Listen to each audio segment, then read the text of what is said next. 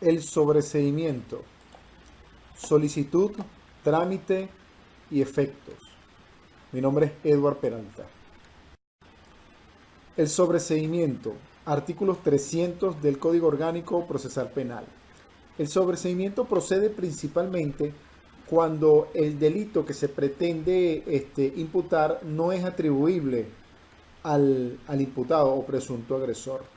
También cuando ha prescrito la acción penal en relación a que, por ejemplo, hay un fugitivo y dura fugitivo 8 años y según el delito que cometió, la pena máxima a imponer es de 7, ya no hay forma y se declara el sobreseimiento de la causa.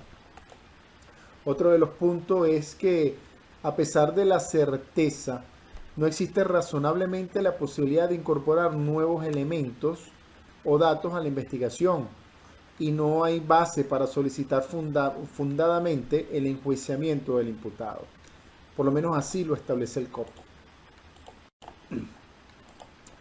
El sobreseimiento, solicitud y trámite, según los artículos 302 y 305 del Código Orgánico Procesal Penal. El sobreseimiento es solicitado por el fiscal al juez de control cuando ha terminado ya el procedimiento preparatorio. Una vez presentada la solicitud, el juez dispone de 45 días para pronunciarse en relación a la misma, si la acepta o no. Si el juez no acepta la solicitud de sobreseimiento, enviará la actuación al fiscal superior del Ministerio Público para que éste ratifique o niegue la actuación del fiscal que hizo la solicitud. En relación a los efectos del sobreseimiento, los cuales están tipificados en el artículo 301 del COP, tenemos que el sobreseimiento pone fin al procedimiento y tiene la autoridad de cosa juzgada.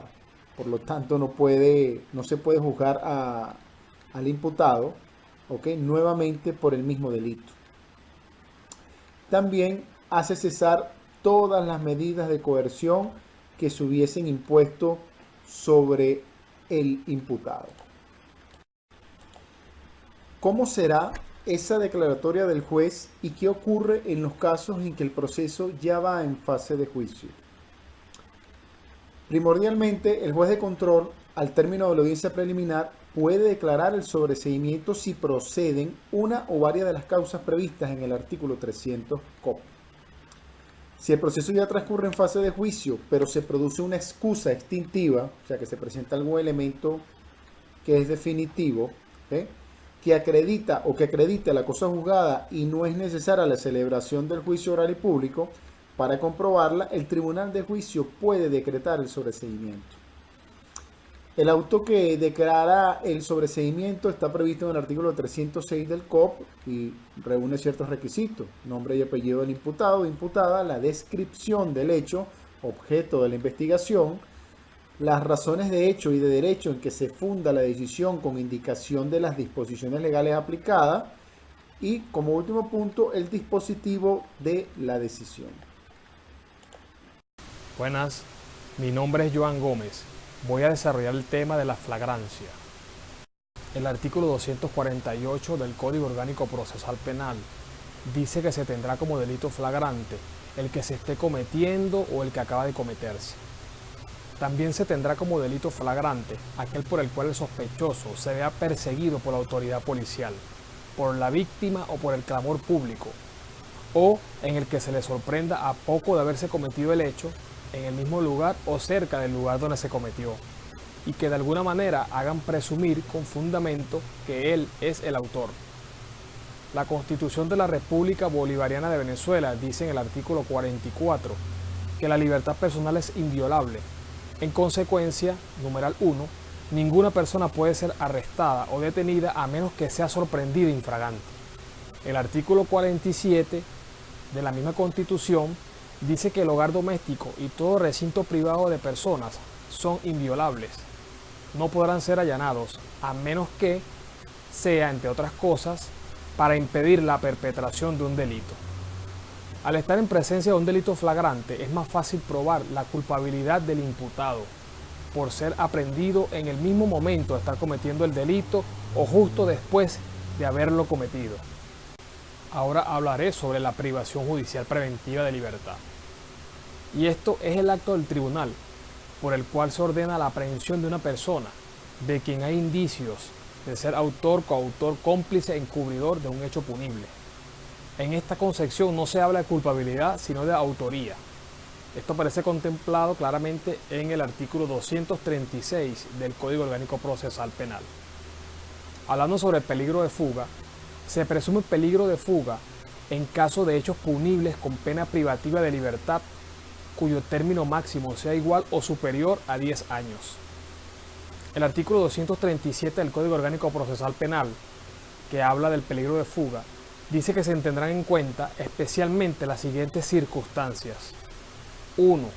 Arraigo en el país, determinado por el domicilio, residencia habitual, asiento de la familia, de sus negocios o trabajo, y las facilidades para abandonar definitivamente el país o permanecer oculto. 2. La pena que podría llegarse a imponer en el caso. 3. La magnitud del daño causado. 4. El comportamiento del imputado o imputada durante el proceso o en otro proceso anterior, en la medida que indique su voluntad de someterse a la persecución penal. Y 5. La conducta predelictual del imputado o imputada. Muy bien, ahora hablaré sobre el peligro de obstaculización en la búsqueda de la verdad. Y es que el Código Orgánico Procesal Penal en el artículo 238 dice que para decidir acerca del peligro de obstaculización, para averiguar la verdad, se tendrá en cuenta especialmente la grave sospecha de que el imputado o imputada 1. Destruirá, modificará, ocultará o falsificará elementos de convicción. 2. Influirá para que coimputados o coimputadas, testigos, víctimas, expertos, expertas, informen falsamente o se comporten de manera desleal o reticente, o inducirán a otros u otras a realizar esos comportamientos, poniendo en peligro la investigación, la verdad de los hechos y la realización de la justicia. Finalmente, hablaré de las medidas cautelares sustitutivas de la privación de libertad. Lo primero que hay que tener en cuenta es que éstas restringen la libertad personal. De allí que están sujetas a limitaciones y garantías constitucionales y legales destinadas a proteger el derecho a la libertad. El artículo 256 del Código Orgánico Procesal Penal dice que el tribunal competente de oficio o a solicitud del interesado deberá imponer en su lugar, mediante resolución motivada, algunas de las medidas siguientes. 1. La detención domiciliaria o en custodia de otra persona, sin vigilancia alguna o con la que el tribunal ordene. 2. La obligación de someterse al ciudadano a la vigilancia de una persona o institución determinada. 3. La presentación periódica ante el tribunal a la autoridad que él designe. 4. La prohibición de salir del país, de la localidad en la cual reside o del ámbito territorial que fije el tribunal. 5. La prohibición de concurrir a determinadas reuniones o lugares. 6. La prohibición de comunicarse con personas determinadas, siempre que no afecte el derecho de la defensa. 7. El abandono inmediato del domicilio si se trata de agresiones a mujeres o niños o de delitos sexuales. Esto es cuando la víctima convive con el imputado. 8. La prestación de una caución económica adecuada, de posible incumplimiento por el propio imputado o por otra persona, atendiendo el principio de proporcionalidad. Y 9. Cualquier otra medida preventiva o cautelar que el tribunal estime procedente o necesario. Esta ha sido toda mi participación. Muchísimas gracias. Continuamos con nuestra exposición. Mi nombre es Antonio Luis Francisco García. La fase intermedia. La fase intermedia es la etapa procedimental en la cual se pone de manifiesto la exigencia primaria y fundamental del principio acusatorio, la exigencia de acusación, es decir, la presencia de otro sujeto diferente al órgano judicial que ejercite la acción penal.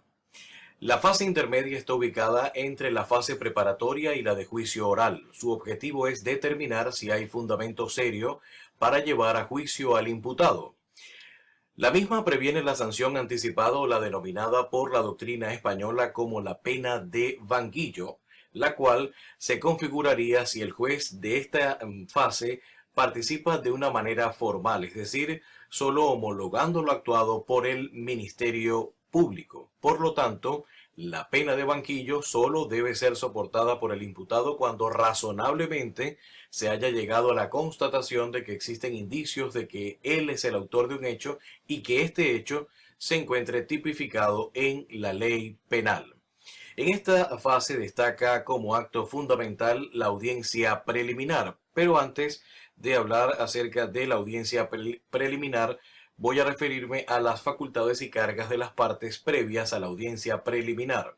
Y es que según lo establecido en el artículo 311 del Código Orgánico Procesal Penal, hasta 5 días antes del vencimiento del plazo establecido para la celebración de la audiencia preliminar, el fiscal, la víctima, siempre que se haya querellado o haya presentado una acusación particular propia, y el imputado podrán presentar por escrito los siguientes actos: oponer las excepciones previstas en este código, pedir la imposición o revocación de una medida cautelar, solicitar la aplicación del procedimiento por admisión de los hechos, proponer acuerdos reparatorios, solicitar la suspensión condicional del proceso, proponer las pruebas que podrían ser objeto de estipulación entre las partes, entre otros. Ahora sí, voy a referirme a la audiencia preliminar, la cual tiene como objeto fundamental resolver sobre la admisibilidad o no de la acusación. En ella las partes podrán exponer brevemente los fundamentos de sus peticiones, esto según el artículo 312, el cual señala, voy a leer textualmente lo siguiente: el juez o jueza informará a las partes sobre las medidas alternativas a la prosecución del proceso. En ningún caso se permitirá que en la audiencia preliminar se planteen cuestiones que son propias del juicio oral y público.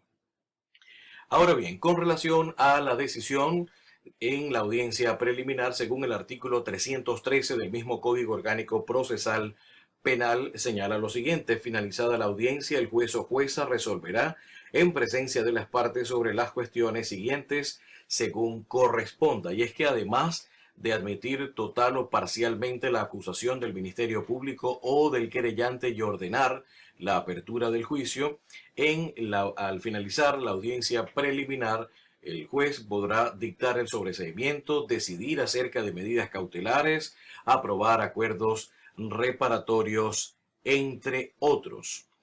Pero si el juez estima que de la acusación surge fundamento serio para llevar a juicio al imputado por el hecho que se le atribuye, en ese caso debe librar el auto de apertura a juicio, el cual determina el objeto del juicio oral y con la admisión de la acusación cambia la condición del imputado por la de acusado. Los requisitos del auto de apertura a juicio se encuentran establecidos en el artículo 314 del Código Orgánico Procesal Penal. Muchas gracias.